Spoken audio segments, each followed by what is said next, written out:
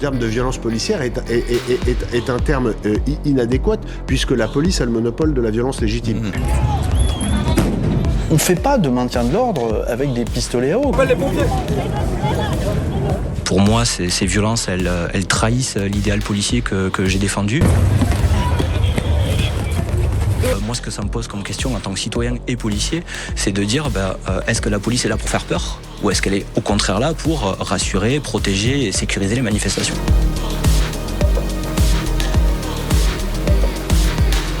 Bonjour Fabien Jobard. Bonjour. Donc vous êtes directeur de recherche au CNRS, expert en questions de police, et vous avez publié notamment Politique du désordre, un livre sur le maintien de l'ordre à la française. Alors avec vous aujourd'hui, je voulais qu'on parle de la séquence que nous vivons. On vit une séquence sociale très forte. On a un mouvement de contestation contre la réforme des retraites qui dure depuis 3 mois. Et depuis le 49.3, un cap a été franchi, et dans la colère dans la rue et dans la réponse qu'il y a eu du côté des autorités.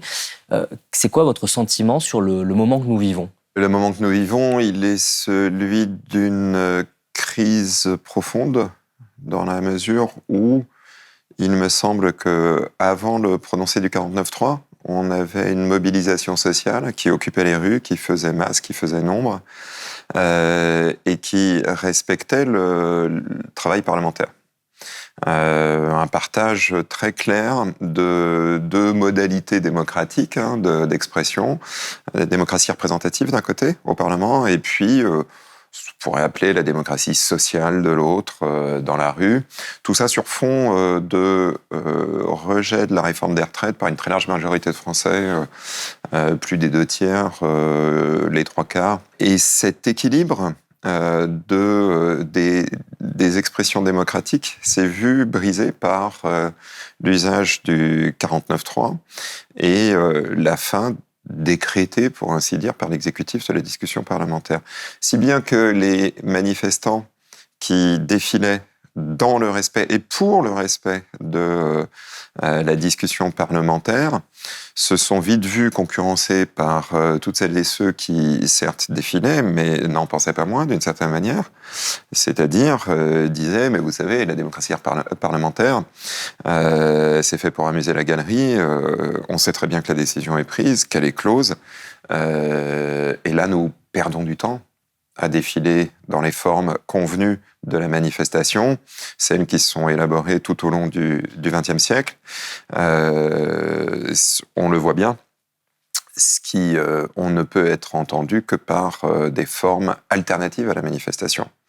Destruction, dégradation, provocation des forces de l'ordre, affrontement avec les forces de l'ordre, et autres répertoires d'action que en sciences politiques aux États-Unis on appelle disruptif, qui est un terme d'ailleurs, on se souvient, volontiers employé par le président de la République lui-même, auteur d'un ouvrage en 2016 qui s'intitulait « Révolution ». Et donc, vous voyez, on est dans un moment où il y a une sorte de conjuration et jeu autour de la violence collective, des modes alternatifs d'expression politique, et qui tout de suite, dès le soir du 49.3, a débouché sur un autre type de confrontation politique. Et donc on a assisté à une forme d'escalade en fait entre certains manifestants et la réponse policière. Ce qui est frappant, c'est que le mouvement des Gilets jaunes a, vous le savez, entraîné une réponse policière très brutale.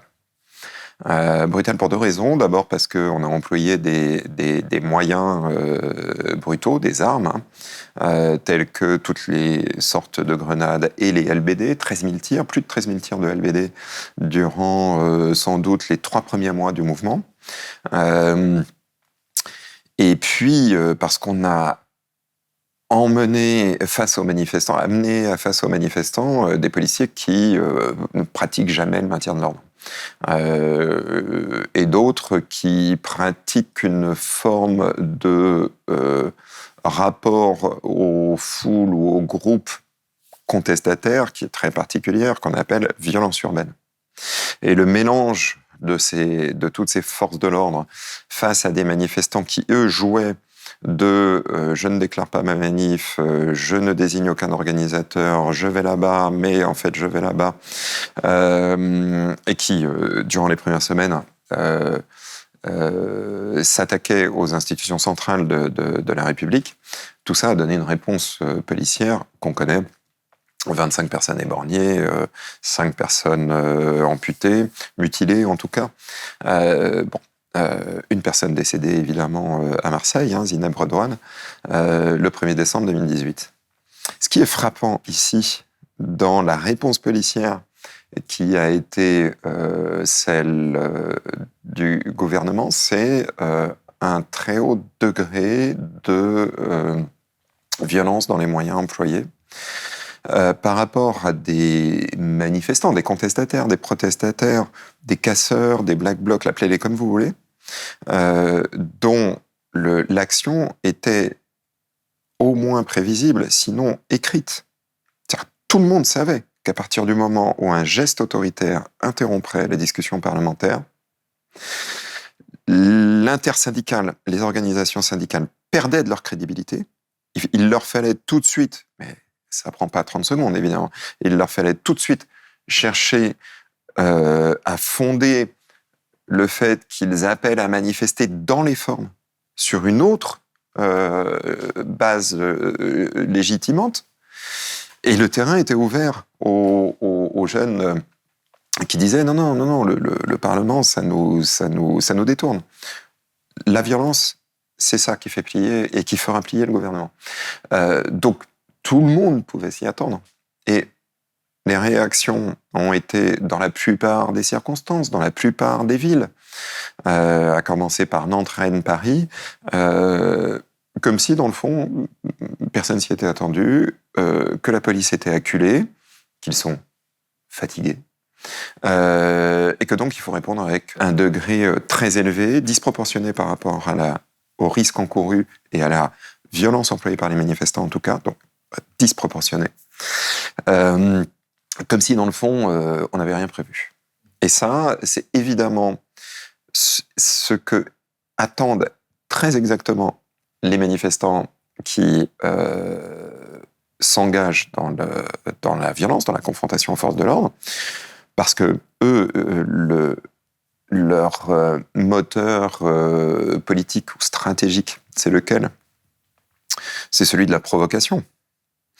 On provoque l'État pour que les masques tombent et que l'État se montre comme ce qu'il est véritablement, non pas comme la machine qui permet à la démocratie représentative de s'épanouir, hors 49.3 de toute façon, mais à une machine qui est celle de l'oppression et de la violence institutionnelle. Et là, évidemment, lorsque le gouvernement emmène l'État sur le terrain d'une réponse mimétique, tu as cassé, je te frappe, en gros, c'est ce qu'on appelle une dynamique d'escalade.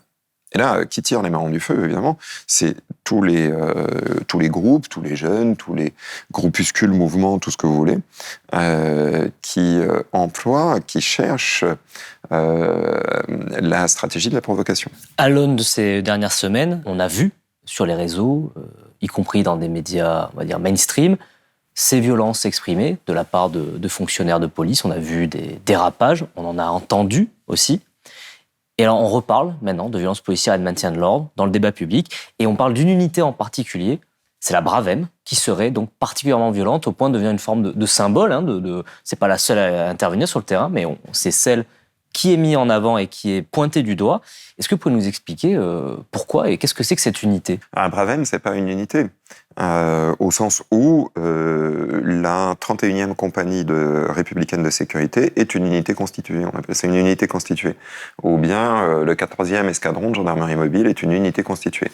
Ce sont ces deux-là, CRS, gendarmerie mobile, des UFM, unités de force mobile. Voilà. La Bravem, ce sont des fonctionnaires de police que l'on va former en unité Brave-M, brigade de répression de l'action violente motorisée, selon les circonstances, selon les besoins, les nécessités. Ce sont généralement des policiers, généralement des hommes, généralement des jeunes fonctionnaires de police, qui exercent dans leurs unités, donc leurs unités d'appartenance. Ce sont généralement les compagnies d'intervention, les compagnies de sécurisation et d'intervention, qui ont fleuri après les émeutes de 2005 et surtout après les affrontements à Villiers-le-Bel en octobre 2007, et dont la doctrine, si on peut parler de doctrine, est d'être des forces intermédiaires entre les unités de sécurité publique, hein, donc les policiers que vous voyez en contexte urbain, et puis les unités de force mobile, CRS, gendarmerie mobile. Qu'est-ce qui s'est passé en 2005 lorsque Ziad et Bouna ont trouvé la mort dans le transformateur électrique de Clichy et qu'on a eu des émeutes sur, quand même, il faut le rappeler, plus de 300 communes en France sur 3 semaines. Dans maintes situations, les policiers n'avaient pas de force à disposition. C'est-à-dire qu'en fait, ils ont vu des jeunes, j'allais dire des gamins, mais des jeunes qui n'étaient vraiment pas âgés, commettre des déprédations, des destructions, dégradations, tout ce que vous voulez, de biens privés, biens publics, généralement dans leur cité, autour de la cité, et les policiers ne pouvaient rien faire. Ils ne pouvaient rien faire parce qu'ils n'avaient pas d'effectifs, ils n'avaient pas de matériel, etc. Donc, on a le temps que les unités de force mobile arrivent, des déprédations ont été commises et donc on a créé ces compagnies de sécurisation d'intervention, compagnies d'intervention, etc. Bon. Alors à Paris, la situation est un peu particulière parce que vous avez des compagnies d'intervention qui sont à la main du préfet de police depuis des décennies, il me semble au moins depuis les années 50. À Charonne, le 8 février 1962, vous savez que 10 manifestants communistes ou militants de la CGT trouvent la mort dans une manifestation anti-OAS. À l'œuvre, ce sont les compagnies d'intervention de la préfecture de police. C'est pour ça que dans le livre que vous avez cité avec Olivier Filleul, La logique du désordre, on dit très clairement qu'il y a 3 forces de police en France: police nationale, gendarmerie nationale, préfecture de police. Vraiment très indépendant des 2 autres. Je reviens à mes compagnies d'intervention. Donc vous prenez, donc ce sont des fonctionnaires qui interviennent en zone urbaine difficile, ainsi que ces zones urbaines sont qualifiées, qui font de la répression immédiate, très rapide, qui sont des unités projetées, comme on aimait à le dire à l'époque, et qui font de la répression immédiate, rapide, de petits désordres. Désordres de petits à notables, quoi. Ce sont des fonctionnaires qui sont animés par 2 acronymes, VU, violence urbaine, JV, jeunes violents. Ces fonctionnaires, vous les prenez, vous les formez en Bravem. Donc, les Bravem sont formés en binôme, un motard et un agent derrière. L'agent derrière est amené au plus près des désordres par le motard et intervient pour... Alors là, c'est là que les problèmes commencent. Il intervient pour faire de l'interpellation, on n'est pas sûr. Il intervient plutôt ici pour faire de la dispersion ou pour tout simplement amener sa seule présence et le mode par lequel ils entrent au contact ou à proximité des groupes répand une telle frayeur que on obtient la dispersion. À qui sont-ils liés? C'est-à-dire, sont-ils par radio liés au dispositif général global de maintien de l'ordre? C'est sans doute le cas, mais de manière très éloignée. Leur gradé ne semble ne plus être présent à partir du moment où ils interviennent. On les voit parfois intervenir en groupe, sur des manœuvres de groupe, avec présence d'un gradé qui donne les ordres, mais on les voit souvent courir dans les foules ou les petits groupes, donc s'exposer à des risques, et rechercher ici l'affrontement physique. Et cet affrontement physique, il faut le souligner, n'est pas, pour dire les choses très clairement, de 2 personnes qui se font face l'une l'autre, mais plutôt d'un fonctionnaire, d'un policier, face à des manifestants qui sont soit immobiles retournés, parce qu'ils cherchent à se protéger des coups, soit des manifestants qui courent. Donc, lorsque vous cherchez la dispersion, il n'y a plus aucune utilité à courir derrière les gens, ni même évidemment à les frapper si c'est pas suivi d'une interpellation conduite au poste. Frapper quelqu'un pour s'assurer parce que c'est le seul moyen de l'appréhender. Et donc on voit effectivement des fonctionnaires de police se livrer à des violences qui ne semblent absolument pas nécessaires. Tout rappelle dans ces bravèmes ce que le préfet Louis Lépine, il y a de cela 130 ans, déplorait déjà à la préfecture de police en accusant la technique de la louvoyante de multiplier les désordres et les violences. La louvoyante, c'était très simple. Vous prenez des fonctionnaires de police un peu bien bâtis, vous les envoyez en file indienne louvoyer dans la foule pour la disperser et pour aller à l'affrontement avec les manifestants. Et Louis Lépine faisait remarquer que, au fond, c'était acquis tout double. Parce que si jamais vous aviez un fonctionnaire de police qui se retrouvait seul au milieu d'un groupe de manifestants qui avait décidé d'en découdre, c'était pas son vocabulaire, mais il l'explosait sur place. Son vocabulaire, c'était il lui rendait au centuple les coups qu'il avait lui-même portés.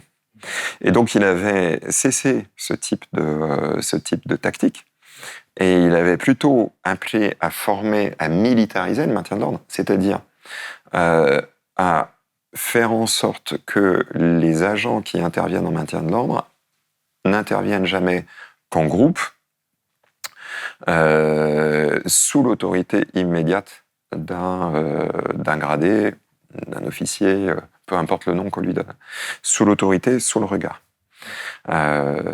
Et c'est intéressant en sciences sociales, évidemment, d'observer, si vous voulez, une linéarité comme ça, une sorte de mouvement de pacification du maintien de l'ordre sur un siècle et qui semble là, avec ses bravèmes notamment, se retourner sur elle-même et revenir à des temps antérieurs.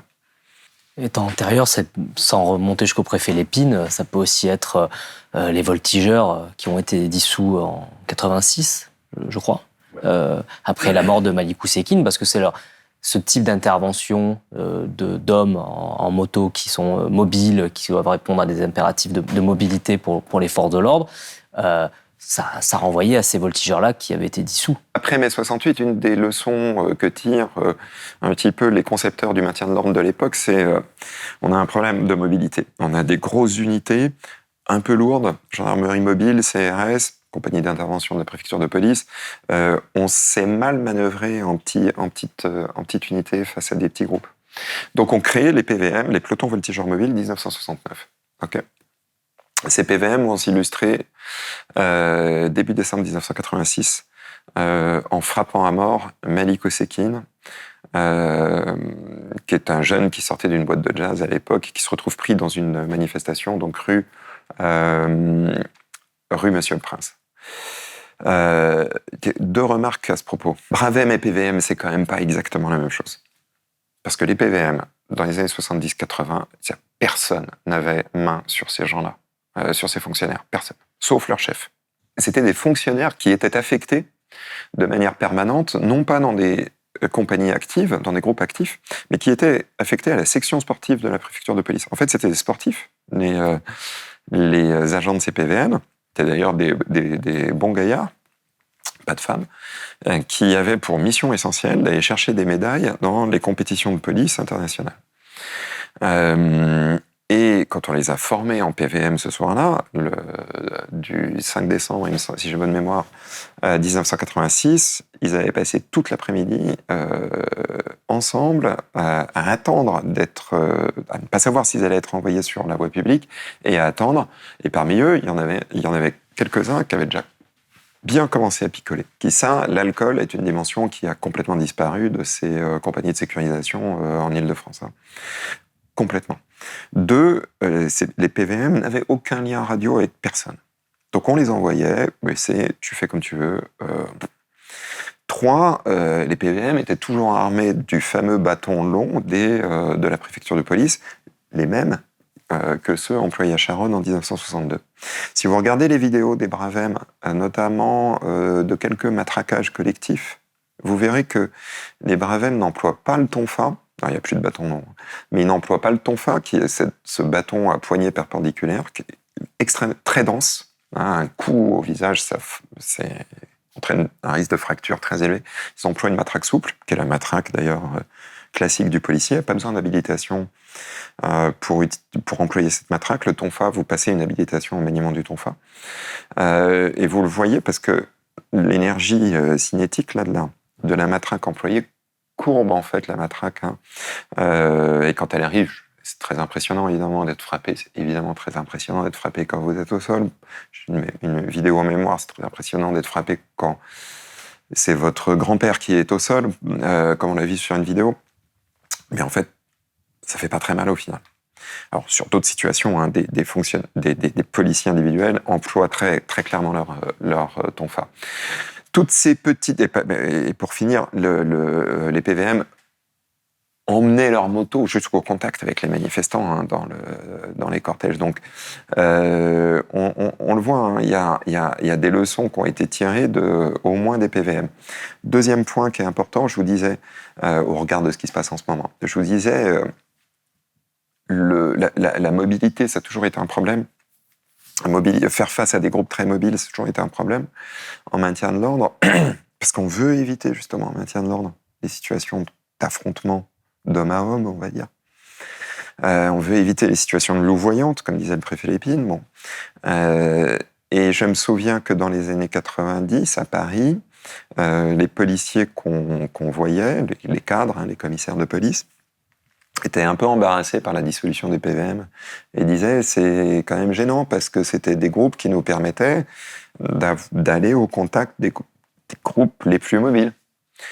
D'ailleurs, ils étaient très durs. Ils disaient c'est à cause de 2 alcoolos qu'on a dissous toute une compagnie qui nous rendait bien service. En fait, la Bravem, elle naît d'une réflexion du préfet Delpuech, qui est le prédécesseur du préfet allemand,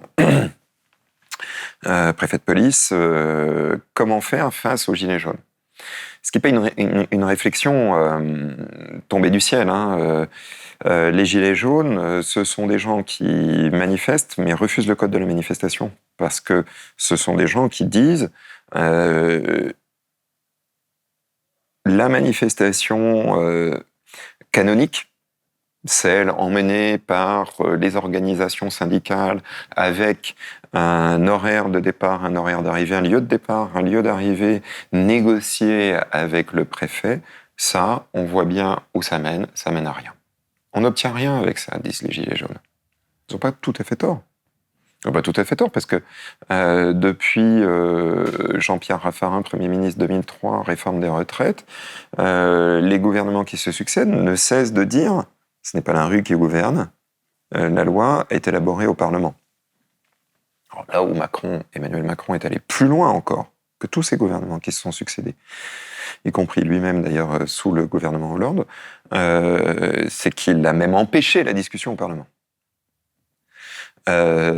Mais les Gilets jaunes sont des manifestants qui utilisent la cavalcade, c'est-à-dire le fait de courir partout dans le désordre, comme un mode opportun, comme un mode efficace de protestation, alternatif à la manifestation, qui emprunte quelques petites choses à la manifestation, mais qui tourne le dos à la manifestation. Tourne le dos, d'une certaine manière, historiquement, au décret-loi de 1935, qui impose la déclaration de la manifestation et un itinéraire, la communication d'un itinéraire. Et donc, on ne sait pas bien quoi faire face à ça. Et puis en plus, la police, vous savez, les services de police et de gendarmerie, tous, sont pris par surprise. Personne n'a vu venir le mouvement des Gilets jaunes, ni sur les ronds-points, ni dans les villes.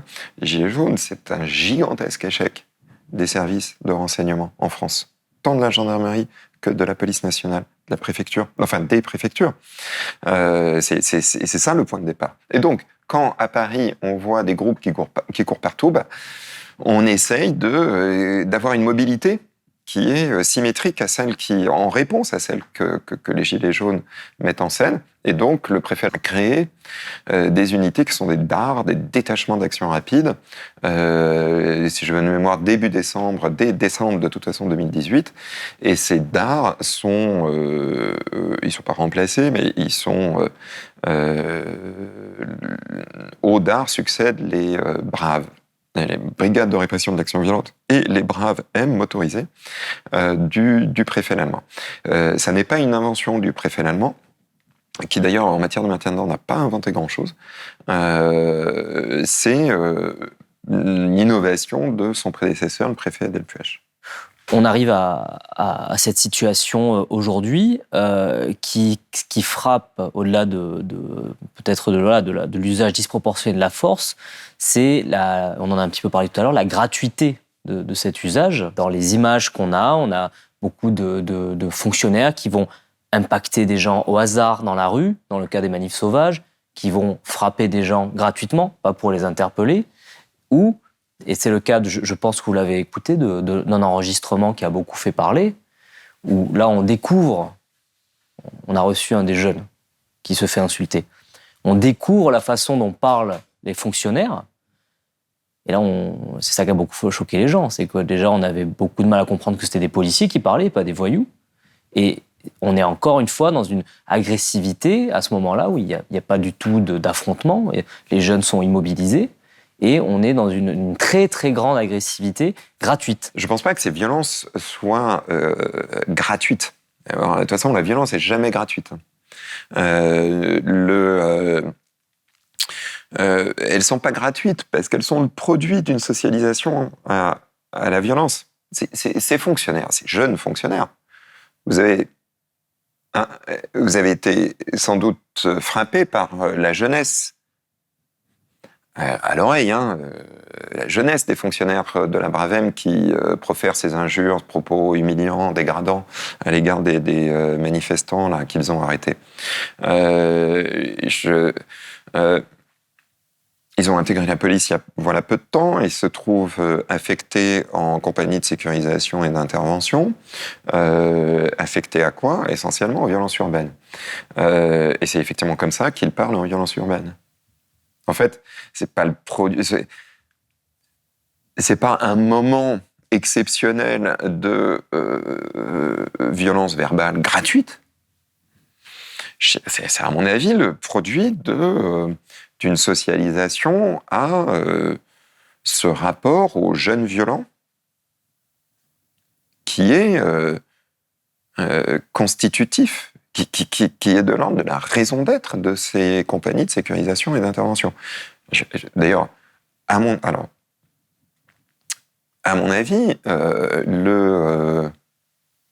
dissoudre les Bravem n'est pas la bonne réponse aux questions qui se posent.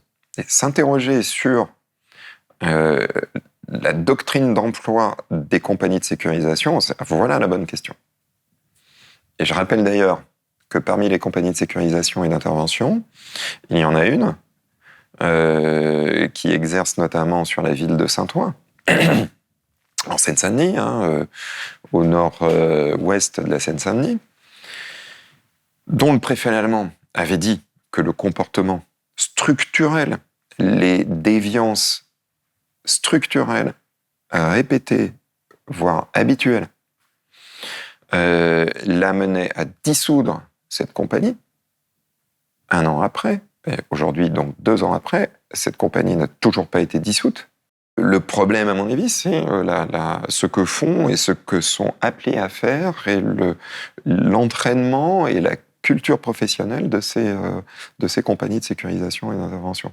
C'est ça qui est, je pense, le cœur, le noyau d'un problème dont les Braves M ne sont que la manifestation visible. Parce que, justement, le terme manifestation, c'est quoi une manifestation ? Manifestation, c'est un terme religieux au départ. C'est l'Esprit Saint qui se rend visible, qui est révélé, qui est manifeste aux yeux des ouailles. Et la manifestation, c'est bien justement ce moment de la vie sociale où on rend manifeste un certain nombre de choses. Et alors là, il se trouve que ce que les manifestations rendent manifeste, c'est ce qu'on voit pas d'habitude, c'est-à-dire ces compagnies de sécurisation et d'intervention au contact contact de jeunes dans des désordres, contact de jeunes autour de désordres. Et ça, c'est vraiment fondamental. Dans la doctrine classique du maintien de l'ordre, celle qu'on entend encore quand moi je fais des entretiens avec des policiers dans les années 90-2000, début des années 2000, le manifestant violent, c'est un citoyen momentanément égaré. Il faudrait quand même qu'on redise cette phrase parce qu'elle était diffusée parmi les cadres qui formaient les policiers et les gendarmes à l'époque. Le manifestant violent, et notamment le manifestant qui s'en prend à nous autres forces de l'ordre, c'est un citoyen momentanément égaré. Je crains que le jeune violent, ce soit un jeune qui est né violent et qui ne le restera, et face auquel, évidemment, on ne peut qu'employer la violence. C'est un citoyen, c'est un jeune qui n'a pas sa raison, qui n'est pas... Les moyens raisonnables n'auront pas d'effet sur lui. Donc vous voyez, je peux faire de l'histoire, là encore, qui va remonter à la fin du 19e siècle, de ce que... et qui fait écho, d'ailleurs, je le précise, aux propos qu'a tenus Emmanuel Macron sur la foule et l'émeute. Que certains prennent pour prétexte de parler au nom du peuple. Mais lequel? D'où? Comment? Et n'étant en fait que les porte-voix d'une foule haineuse, s'en prennent aux élus, aux forces de l'ordre, aux journalistes, aux juifs, aux étrangers, aux homosexuels. C'est tout simplement la négation de la France. Mais à la fin du 19e siècle, vous avez deux auteurs qui sont les deux auteurs majeurs pour décrire les phénomènes de violence. Le premier, c'est Gustave Le Bon, Psychologie des foules, un ouvrage dont vous n'avez pas idée de l'audience et de l'influence en Europe à l'époque. Gustave Le Bon explique que la foule transforme l'être humain en une bête, en un animal. C'est pour ça que j'aime pas trop l'expression manifestation sauvage. Et Lombroso, en Italie, explique qu'il y a dans les phénomènes criminels des crimes et des délits qui sont imputables à une race particulière de gens qui sont des criminels nés.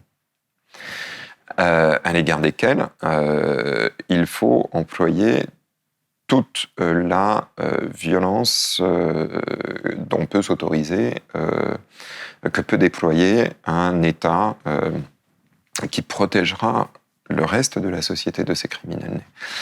Jeunes violents, émeutiers, manifestations sauvages, tout ça relève d'une culture politique qui se transforme en culture professionnelle, en doctrine, dès lors qu'il s'agit d'émeutes et dès lors qu'il s'agit de désordre. Et c'est pour ça que je redis, le point n'est pas de savoir si on va dissoudre la Bravem ou pas. Il est très clair, je le dis alors vraiment en toute honnêteté et en toute sincérité, que il y a des moments dans des manifestations où vous avez besoin d'avoir des forces de l'ordre qui sont mobiles. Mais si ces forces de l'ordre qui sont mobiles, que vous envoyez sur le terrain, vous les avez formées dans leurs activités de sécurité urbaine quotidienne, avec des doctrines qui consistent à dire que le jeune violent est un être à part et que l'émeute est un phénomène tout à fait singulier qu'on ne peut mater que par la violence, là évidemment vous faites fausse route en tant que force publique. Est-ce que ces violences sont le symptôme donc d'une police mal tenue ou au contraire une police complètement au service de l'exécutif ? Alors là, la question que vous posez est effectivement une question cruciale à laquelle je ne peux pas avoir de réponse. Parce que moi, je ne sais pas quels sont les ordres donnés sur les ondes. Je ne sais pas quelles sont les réflexions stratégiques qui animent les préfets actuellement et leurs correspondants au ministère de l'Intérieur. Je ne le sais pas et Ça, c'est votre travail que de le savoir aujourd'hui, et ce sera le mien sans doute d'y revenir dans quelques années lorsque je ferai des entretiens avec les cadres de la police nationale, de la gendarmerie nationale, les membres du préfet du cabinet du ministre de l'Intérieur, les préfets à l'œuvre aujourd'hui, et lorsque je leur demanderai de revenir sur cette séquence. Et vous avez raison de souligner que la question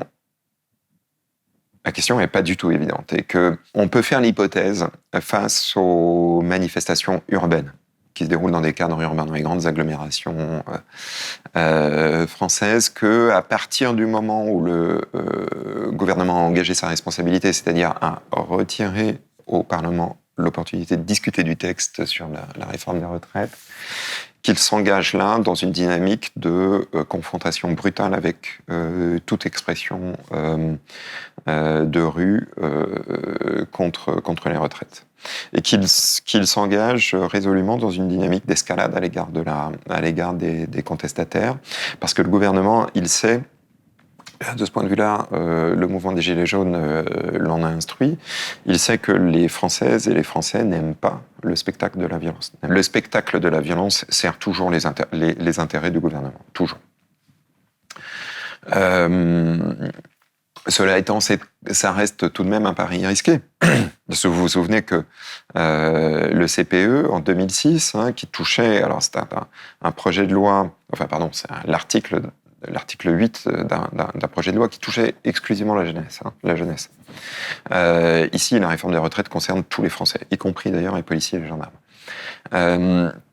Et ça, c'est la première hypothèse. Effectivement, on lance les policiers, les gendarmes dans une dynamique de confrontation. On recherche les images de violence qui seraient susceptibles de faire basculer l'opinion publique. Et donc, on met au contact les forces de police qui sont les plus susceptibles de générer ces images de violence, les Braves M à Paris notamment, la brigade anticriminalité à Nantes, et on attend de ça un renversement, un retournement de l'opinion publique. L'autre hypothèse, elle est que le pouvoir ne tient pas sa police. Le pouvoir ne tient pas sa police, et notamment... le pouvoir ne tient pas des fractions de la police, des groupes policiers, et notamment ces groupes qu'il a constitués, que des gouvernements antérieurs ont constitués, après les violences urbaines, 2005-2007, ces compagnies de sécurisation et d'intervention, ces compagnies d'intervention. Les deux hypothèses ne sont pas contradictoires l'une l'autre. Vous pouvez avoir une stratégie politique de maximisation de la violence et en même temps avoir des chefs de police qui s'inquiètent du fait que, à nouveau, on va avoir du mal à faire rentrer, je cite ici le préfet Papon en juillet 1962, tout le monde à la caserne. Parce que c'est ça aussi l'enjeu quand vous dirigez des policiers que vous envoyez un peu sur le terrain au contact. Bon. Et après, on fait quoi avec eux? On fait comment avec eux? On leur explique qu'en fait, c'est pas ça la police. C'était juste un moment... Ce qu'avait dit le préfet Papon en 1962, en juillet 1962, après la fin de à l'indépendance de l'Algérie, maintenant, il faut retourner à la caserne, c'est fini. Et donc, la violence, le problème, c'est qu'on sait quand ça commence, on sait comment ça commence, on sait très mal ensuite comment la maîtriser, la tempérer. Donc, et pour être complet sur votre question, il y a quand même un événement qui est tout à fait singulier, c'est celui de Sainte-Soline. Parce que là, on a vu à Sainte-Soline des unités constituées, des unités de force mobile, qui sont des unités sans doute les meilleures dans la maîtrise, dans la réponse graduée. Ce sont les escadrons de gendarmerie mobile. Ce sont des escadrons de gendarmerie mobile qu'on a envoyés à Sainte-Soline, mais manifestement avec un impératif, un ordre qui était celui de tenir une position, donc de tenir un périmètre de sécurité autour de ces fameuses bassines, je dirais coûte que coûte. Coûte que coûte. pour reprendre les termes gouvernementaux, quoi qu'il en coûte. On se souvient que les gendarmes, après la mort de Rémi Fraisse fin octobre 2014, lorsqu'il s'agissait de tenir, quoi qu'il en coûte, une position sur laquelle il y avait non pas des bassines qui étaient destinées donc à être employées pour l'agriculture ou pour une agriculture dans le secteur, il y avait un engin de déblaiement, une pelleteuse. Donc, on a demandé, en particulier le directeur de cabinet du préfet du Tarn à l'époque, a demandé à tenir cette position. Les gendarmes sur place, le commandant de la force publique sur place est revenu maintes fois auprès du préfet par liaison radio pour dire « Êtes-vous vraiment certain ? Le coût sera très élevé. » Et il a dit « Oui, on tient bon. » La doctrine derrière, la doctrine politique, c'était celle du ministre Valls qui disait « Je ne veux de ZAD nulle part. Nulle part une occupation permanente d'un territoire. » Bon, ils ont tenu, et le lendemain, on a eu un mort. Là, on a vu qu'effectivement, la doctrine était de tenir coûte que coûte. Et donc, on voit bien que dans des circonstances particulières ou sur des terrains particuliers, face à des enjeux économiques particuliers, le gouvernement, envoie des forces, tenir des positions dans une vraie indifférence aux coûts que ça entraîne, aux dommages que ça entraîne, aux dommages. Ce ne sont pas des dommages collatéraux, mais aux dommages humains, sans doute aussi d'ailleurs matériels que ça implique. Et d'ailleurs, une certaine différence au coût financier de l'intervention.